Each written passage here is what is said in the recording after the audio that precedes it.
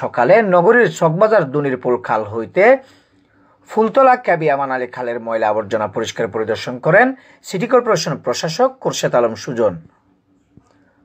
উক্ত খাল পরিষ্কার করার সময় অন্যান্যদের মধ্যে উপস্থিত ছিলেন 17 নং পশ্চিম বাকুলিয়া ওয়ার্ডের সাবেক কাউন্সিলর জনাব শহীদুল ইসলাম, PS2 প্রশাসক আবুল হাশেম, অতিরিক্ত প্রধান পরিচ্ছন্ন কর্মকর্তা মোর্শেদুল আলম, চকবাজার আওয়ামী লীগ নেতা নাজিমউদ্দিন সহ এলাকার গণ্যমান্য ব্যক্তিবর্গ। এ সময় খাল পরিষ্কার করে প্রশাসক বলেন, খালের ভিতরে যারা ময়লা আবর্জনা ফেলবে তাদের বিরুদ্ধে কঠোর ব্যবস্থা নেওয়া হবে। এবার পরিষ্কার করে গেলাম, সুতরাং যার যার দায়িত্ব সেই পালন করবে।